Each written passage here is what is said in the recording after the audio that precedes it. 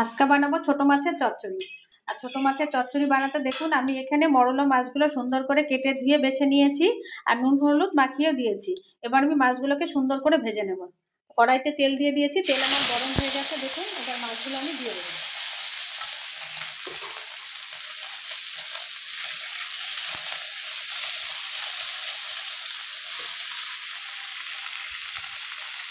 মাছ ভাজা হয়ে গেছে বন্ধুরা, মাছ ভাজা নামিয়েও নিয়েছি। এবার মাছ ভাজা তেলে দিয়ে দিব কালো জিরা,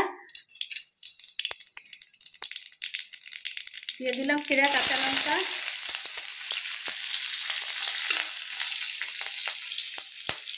এবার দিয়ে দেবো পেঁয়াজ কুচি,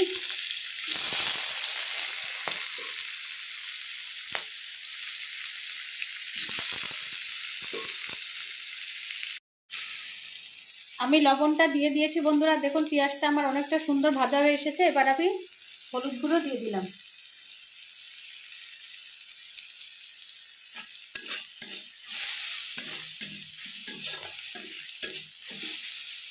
একই সঙ্গে আমি দিয়ে দেব কালো জিরা বাটা, সরি বন্ধুরা লঙ্কা বাটা দিয়ে দিলাম আমি। মশলা আমার অনেকটাই কষে এসেছে বন্ধুরা। এবার আমি কেটে রাখা সবজিগুলো দিয়ে দেব।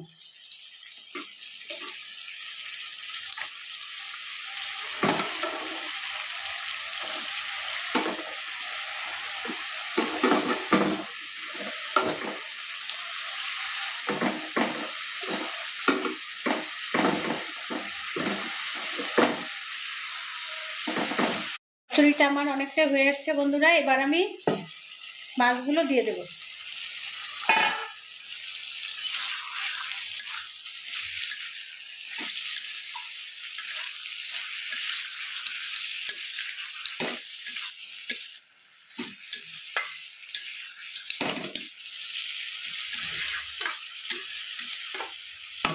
এবার আমি আরেকটু ঢাকা দিয়ে দেবো।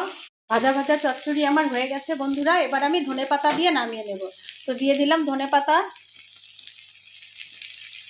এবার নেড়ে চেড়ে আমি এটাকে নামিয়ে নেব। তো বন্ধুরা আপনারা কে কে ছোটো মাছ খেতে ভালোবাসেন অবশ্যই কমেন্টে জানাবেন, কারণ ছোটো মাছ আমরাও খেতে খুব ভালোবাসি। বড় মাছের চেয়ে ছোটো মাছ আমাদের শরীরের জন্য খুব উপকারী, আর এটা খাওয়া আমাদের সবারই খুব দরকার। তো বন্ধুরা দেখুন আমি ছোট মাছের চচ্চড়ি আমি নামিয়েও নিয়েছি। তো আপনাদের আজকে আমার রেসিপিটা কেমন লাগলো অবশ্যই জানাবেন।